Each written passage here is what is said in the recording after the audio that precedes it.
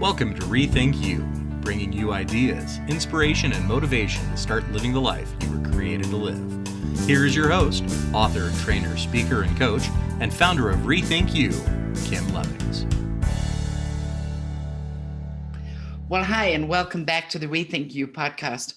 I'm excited today because we have yet another phenomenal leader to bring to the audience. And I know that if I try and recall his bio, I'm not going to get it right. So I'm actually just going to read it. That Mr. Donald Taylor, who I call Don, is an adjunct professor, executive coach, consultant, and lecturer on leadership, healthcare policy, emerging challenges, and opportunities for personal growth. Don has decades of operational and leadership experience across federal, state, private sector, academic, nonprofit organizations. He's also a retired U.S. Air Force colonel who has served for over 27 years in various roles in healthcare operations. Don was the CEO and COO of Health Systems and led the largest trauma hospital in Iraq in 2006 as the only non-physician commander. He also served as an associate director for various VA centers. Recently, Don was the director of Southwestern Health Resources Integration at UTSW, where he helped develop an integrated network of care. He serves on the advisory board of ThinkX, which is how I met Don, and he's a certified coach with that company. Don also published the book called The Quiet Heroes, Timeless Reflections of an American Airman. Just a fabulous book, which I loved reading, Don. Thank you. And Don has a BS in architecture from UT Arlington, and he's the Master of Health and Administration from Penn State. He lives in Southlake, Texas with his wife, Judy. So Don, thank you so much for being here. I know that behind that amazing bio, I know there are some phenomenal life stories. As can't think of his name right now, I used to say the rest of the story. So I'm looking forward to hearing the rest of the story from you. So why don't you take us away? Thank you for being here. Great. Well, thank you, Kim. I'm so honored and humbled to be sharing some insight today. We all have our journeys. You know, we all arrive and we're still growing and we're still changing. And I don't know when that day will stop that I'm growing and that I stop learning, but it will only be when it's done, because we've gone through life experiences. I've had a very unique, but I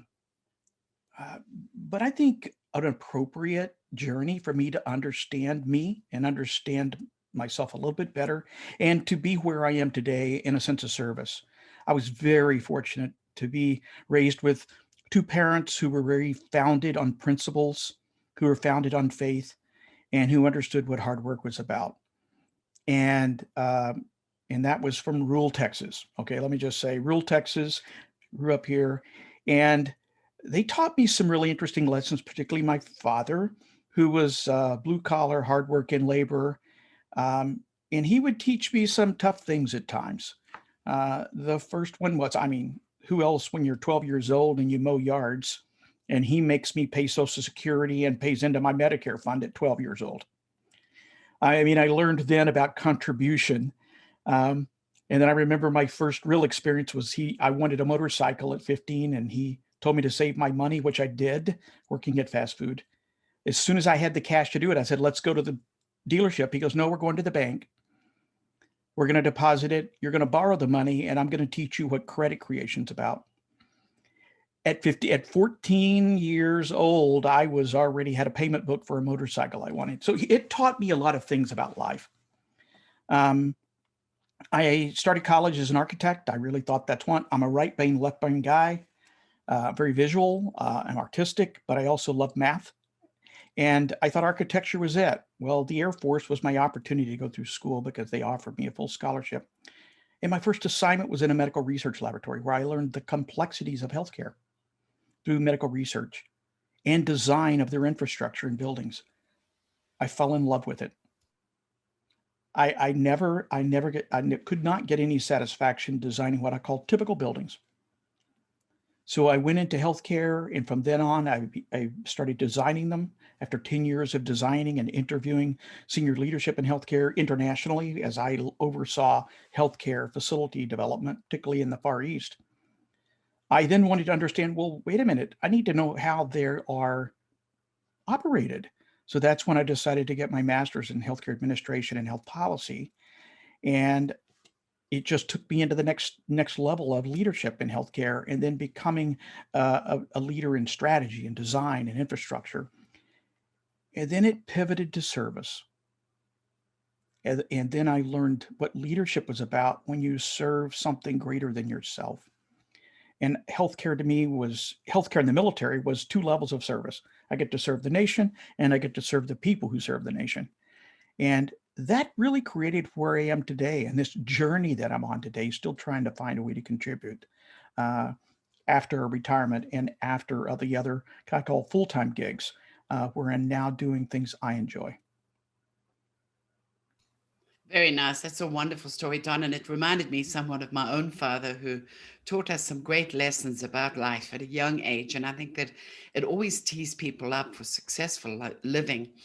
How would you describe your current big life goal? What are you focused on right now, and what gets you up every day? Because I know you've had a lot of experiences, but you are doing things these days that really fuel your purpose. So tell us more about that. Well, uh, we're always in search of that. So I never say it's a destination. It's always to me about a journey. Just as in architecture, I was taught a design is never complete. You just achieve an acceptable level of completion.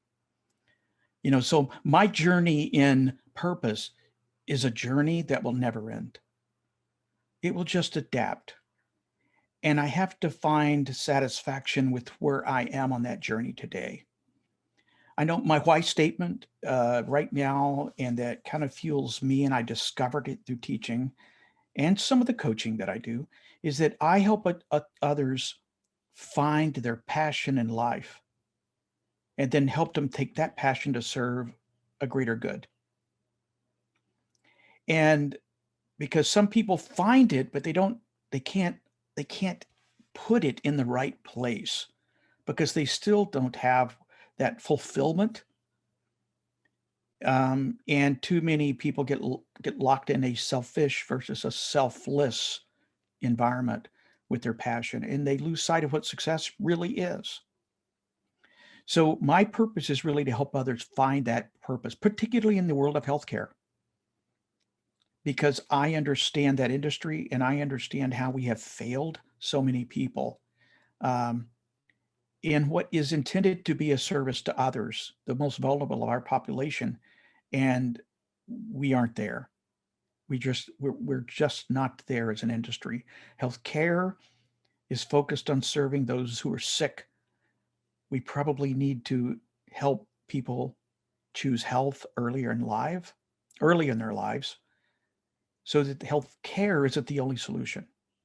Healthcare is just one way to achieve health. But we've been, particularly in the United States, it's become a business that is managed based upon profit and self-interest. We have to pivot that to serve everyone in their own pursuit of health. So that's my purpose now, is to do that. And I'm finding, little did I realize, I get fulfillment in teaching, I get fulfillment in speaking, and in individual coaching. And as I engage, and I'm more effective engaging individuals in a one-on-one level, just because of some things that I have natural to me. But teaching is incredibly fulfilling to me. That's wonderful. Don, I have heard you speak recently in terms of how that passion for helping young folks, especially those going into the medical industry, understand their passion and purpose and understand their true reasons for wanting to pursue the careers that they do. And I think that's an important question. And I certainly know many of my listeners are interested in the overall topics of healthcare and wellness. So I think that's a good message right there. I recently remember you talking about putting the care back into medical care. So, the missing of the care and compassion and how that tied to your story. So I know I'm putting you on the spot now, but I'd love you to retell what you told me in that discussion recently when you said you you connected with the care in medical care through your experience in the combat treatment. Yeah, it was kind of interesting. So let me I'm going to preface that with a couple of other stories about lessons in life, if you don't mind, because it's a journey for me to get there. So there's three kind of what I call key lessons that I've learned throughout my life. And my first is uh, I never understood what listening really was. The second was I never understood the responsibility of real leadership. And that led to the element of caring that you just spoke about. Because embedded in the other two is that underlying element of caring. You can't genuinely listen until you care. You can't lead until you care. And you can't pursue healthcare unless you care about those you serve and those that serve them. So my first lesson in listening, as a young, military officer, I was probably a little, average or a little above in understanding things. High energy, very impassioned, very focused, but pretty self-serving, honestly. And that takes its toll not only in your professional career and peers, but also in your personal life. And that's a whole other story, probably a whole book about the impact that has on your life. But only fools refuse to learn from that. My listening was taught to me in a very hard way. I was mid-career. I was creating a great shop in a large med center in Mississippi. And I hand selected a young man who was just impeccable in his order and structure and things. And I just loved him. I handpicked him, brought him into my office. He had an office 2 doors down from me. And I loved him. We didn't talk that much, but he was so busy, stayed there often. And he had great skills. One Saturday morning, I got the call that he had taken his own life.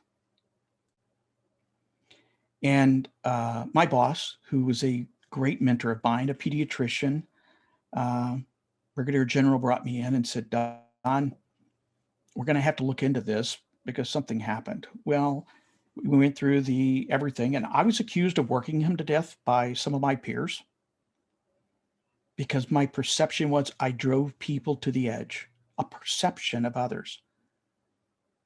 It was stabbing to me because what I realized is people didn't understand what motivated me really. So after they had done the investigation, we found this was many things in his life. He had attempted it before. We didn't know that. It was on the anniversary of his brother's murder in Los Angeles. There were so many elements to this. And it was just a tragic story. But my boss brought me in and said, Don, you didn't kill Maurice, but you didn't know. And I said, what do you mean? He goes, you didn't listen to him. And I said, I don't understand. He goes, no, you didn't listen with your heart, with your eyes, and you weren't available. That was like a lightning bolt through me. From that moment on, throughout my life, every place I led, I knew everyone. I walked, I observed, I knew they're normal, and I observed their abnormal, and I pursued it. I connected with everyone, and that created a level of trust that, it's just so magical because people call you in the middle of the night. They wait by your car to tell you stories. And these are people who are afraid to be seen with you because you're the boss's boss's boss. But they go, I can trust you. That was a monumental change in my own life. Then I took that on my deployment to Iraq. And what I learned there was what leadership's really about. To let magnificent people do what they're supposed to do. As I always say, my job as a leader is to just let people go. 90 miles an hour down the road, and I just keep them off the curbs. But I have to make sure the road's pointed in the right direction. But other than that, just keep them off the curbs. And from that, I learned what service was about and what real dedication to well-trained people and what healthcare was about. It was about caring. And I had, these kids, we had the busiest trauma center in the world at the time in a combat zone. I had 18, 19-year-old kids pulling them off stretchers, had people taking them off the choppers. Some of these, we took care of insurgents. We took care of bad guys too, as we detailed it. And the crew that I had offloading the chopper, I told them, I said, we can't allow any sort of risk to enter our emergency room. We're the busiest emergency room in the country right now. I said, so if there's a grenade or any sort of bomb attached to any of these people, they go, boss, we know. We have to take care of it ourselves outside the building. Well, when you hear a 19-year-old tell you they're going to give their life to save others, it changes you. But how do you as a leader keep that in check and keep them motivated and manage their fear? I learned there what caring was about. You care about this. I had one measure of success that was save lives. I didn't have attorneys. I didn't have a budget. I didn't have any of the other noise we have in healthcare. I saved lives. That's all we did. And the entire team was saving lives. And during those busy moments, I was never barking orders. My job was to mop the blood off the floors and to get Gatorade for the docs and the techs and nurses, and to keep them healthy emotionally, mentally, physically during the time that we were deployed. And by the way, keep them safe. I had a young man just last week on one of the veterans pages. I had made a post and he said, "Hey boss, I remember you." And his last words were, "Thank you for bringing us home." Well, How powerful. I don't know what it says, but that's what changes your life.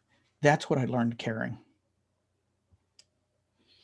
Thank you, Don. Just some powerful stories there. I didn't want to interrupt you because you were on a roll. And what a powerful roll. I know that the listeners will be blessed by some of those nuggets that you put out there. And, we put so much of leadership just within the context of a corporate environment or, managing people. But when you look at leadership in the scenarios that you were working in, the true lessons come out about that caring and that trust. Any other stories that you want to share? As I said, I don't want to make this about me because I'm honored to interview you, listening to your stories. So I know you may have more, so feel free if you want to share another one. Otherwise, I'm going to go to our next question. Okay, well, there's a couple I think that were important that I learned from my deployment is that people in what I call stressful environments, and we're seeing this right now within the pandemic, is that people become, as as I say sometimes, when you put pressure on people, sometimes they squirt funny. and you have to find a way to keep that in check. For instance, we were, some of my folks, for emotional kind of protection, would become a little bit disengaged from the ones we were treating and from the casualties. And I just said, it's not fair. You have to understand that this kid, as they roll in and they're fearful, and by the way, they're scared, they're injured. And when they look up at you in that emergency room, you're the most important person they have ever seen in their entire life. My job is to make you worthy of that. I will not let you fail in that duty to that individual. The minute I see you disinterested, you're gone. Now, I will help you emotionally manage that and detach from that if need be, because we all learn to compartmentalize, but you must be worthy of that. The other element was taking care of insurgents. I had a nurse once tell me I refused to take care of them. I just asked her who appointed her God that day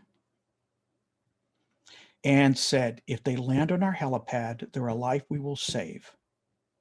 You will do everything possible to save that life. God will sort it out later. That's not your call.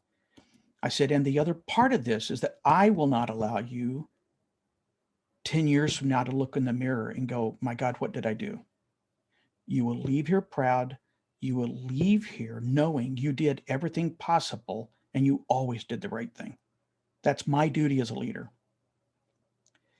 We miss that. We miss that in industry today. We miss that in organizations. And when you say this, it just falls on deaf ears to a lot of the leadership I see today in what I call industries of caring. Because you have to have people aligned at the heart, at that level, to serve others. We missed it. The pandemic revealed it. We divided the workforce. We divided health systems. We had haves and have-nots. We had paid and paid-nots. We have sick and those that weren't.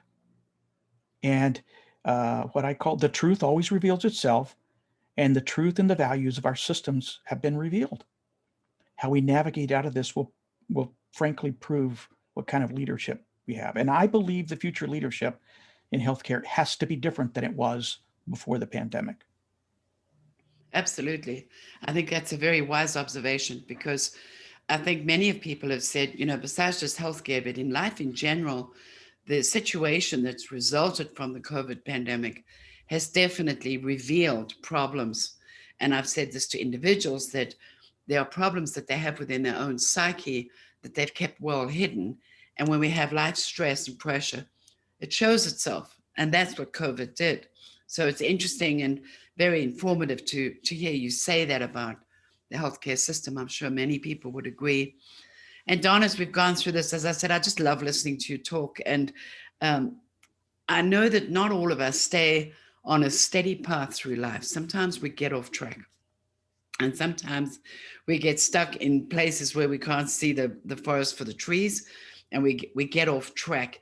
Have you ever dealt with that in your life when you found that you just were not doing what you were supposed to do?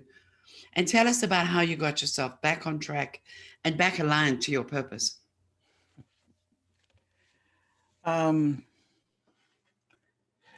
There's two where I was off track, and one of them I shared already regarding Maurice and the fact that I was self-serving rather than selfless in the way that I was approaching my own emerging leadership skills and leadership journey.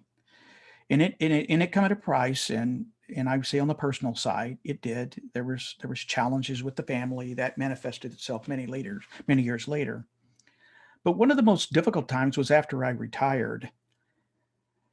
And I had a discussion with a young man this week who's struggling with leaving the military and no longer finding purpose in his job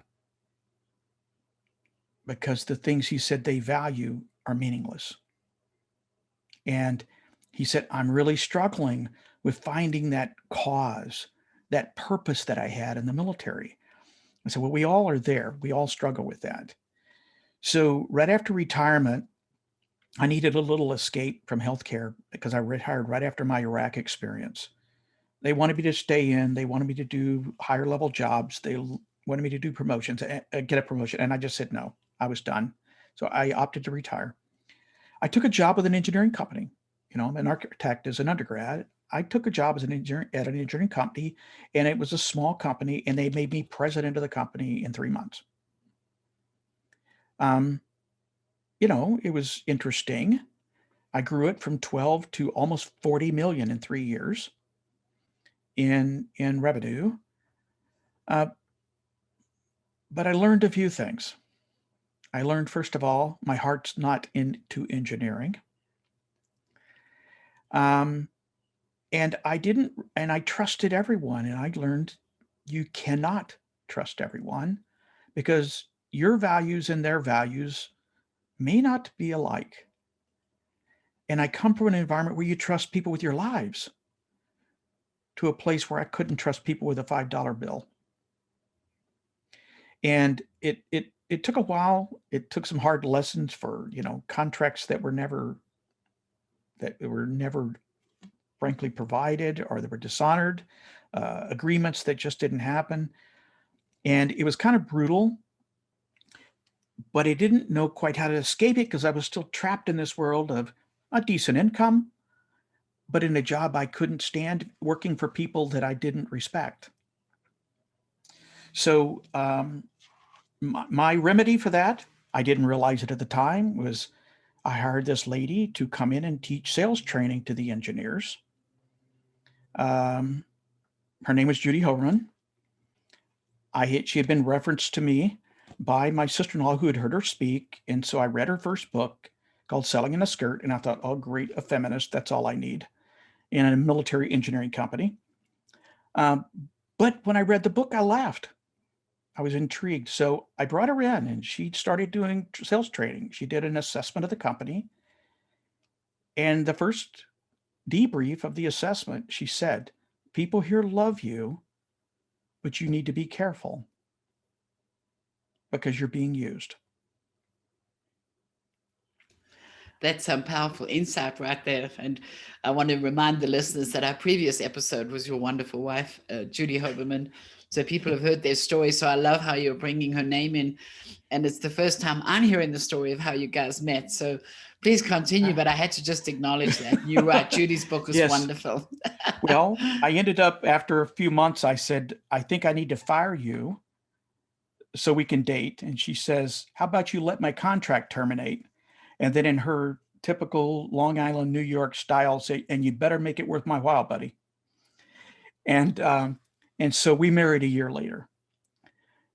But we were each other's greatest fans. And she taught me I was not in my place. And I have been on this journey to find that level of fulfillment since, and I'm getting closer. I'm getting closer. That's fabulous, Don. And, as I know you're getting closer because of a lot of what you're doing. So why don't you share with us now what's on your get done now list? What's right in front of you? Oh, well, a few things. First, you do a little bit of an inventory of, okay, and I've had to do a little bit of an inventory, a reflection inventory. Okay, what am I really good at? And what am I not good at? Well, I don't like details. I don't like checklists. Luckily, I'm married to somebody who's very systematic and loves details. And so it keeps me honest. But I don't.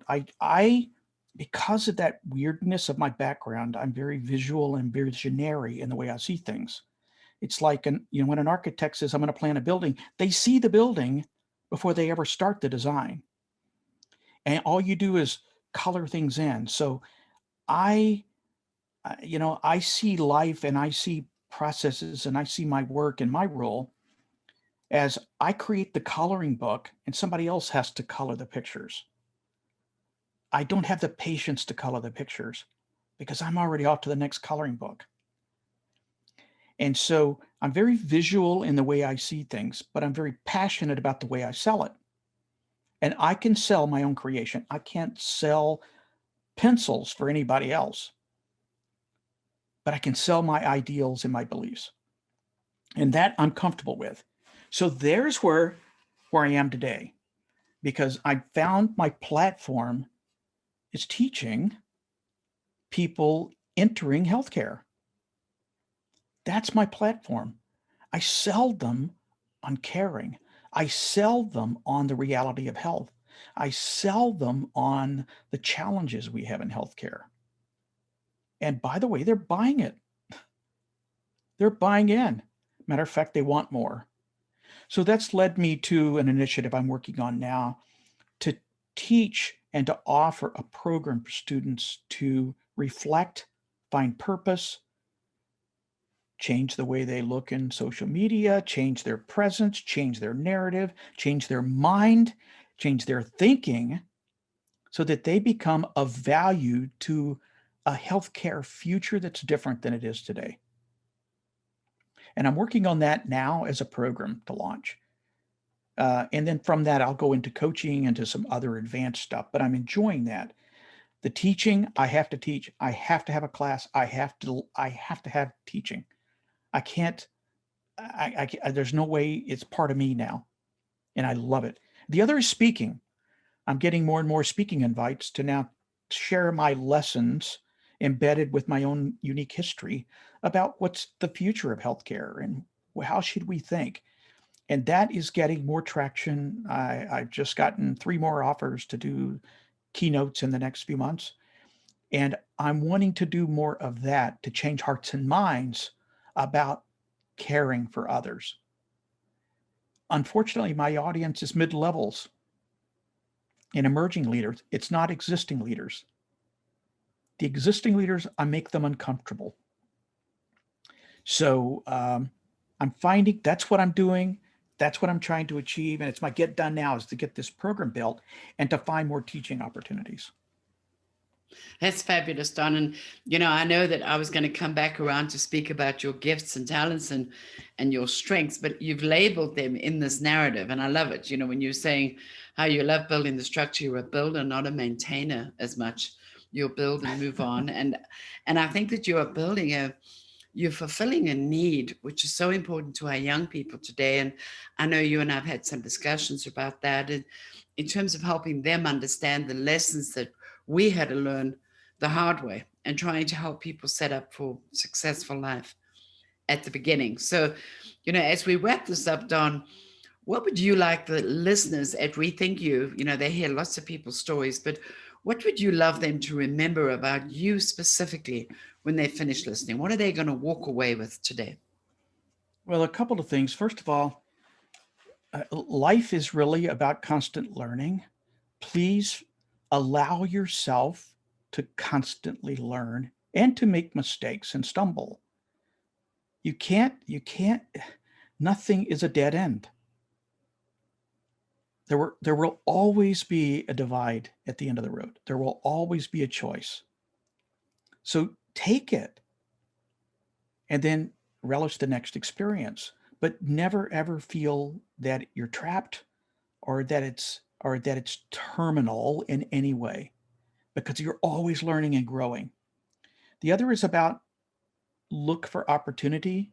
I know you hear, oh, well, they're just lucky. No, you have to work to be lucky. An opportunity arrives in very weird ways, very strange ways. And my teaching journey was opportunity that just arrived on a hiccup of a presentation I did for one department. And all of a sudden somebody goes, oh my gosh, they ought to be teaching. Well, that's now been a 2-year gig at a medical school here where I teach their leadership program. And that's now created keynotes, that's created the UT Dallas connections, that's created the courses I teach there, that's created. So all of that is about the opportunities. And they're not always going to be in a beautiful little box with a shiny bow on top. Some of them are going to be really ugly. Matter of fact, the best ones are ugly. They're wrapped in newspaper and smell like fish sometimes, but they are the best because that's the one you can work with. The other part is, and that I've learned is that a truly fulfilled life to me is all about service. That's it. It's all about service. It's not about material things. It's not about what you have, what you do. It's not about all of that. It's about service. It's about people who can look to you and say, you changed my heart. You've changed the way I think. You've changed the way I feel about myself. And you've changed the way I serve. I choose to serve in my life. That's what it's all about. And the sooner you come to realize that, the happier you're going to be. Absolutely wonderful, Don. Makes me feel like I wish we were sitting in some of your classes, because I know your students love you for the message and the passion that you bring to it. So thank you for sharing your stories and your amazing wisdom. Any other final thoughts before we say goodbye here? No, I thank you. I thank you for all you're doing. I thank you for your heart and the way you care for others. And I do know we have a massive journey ahead in a particular difficult time in our own history, where caring has been disguised and it's manifesting in some very strange ways. People are afraid, people are scared. We need to find a way to move forward together. And I think connecting hearts is the beginning. We can't think our way out of this. I think we can care our way out of this. And that's going to require a lot of work by a lot of people who really do care. And so I'll do it as long as I can stand upright. Maybe even rolling around, I'll do it. But it's where I am today. Great, Don. Well, thanks again for your time, and thanks for being here. I know that everyone is really going to enjoy this episode. Thank you so much.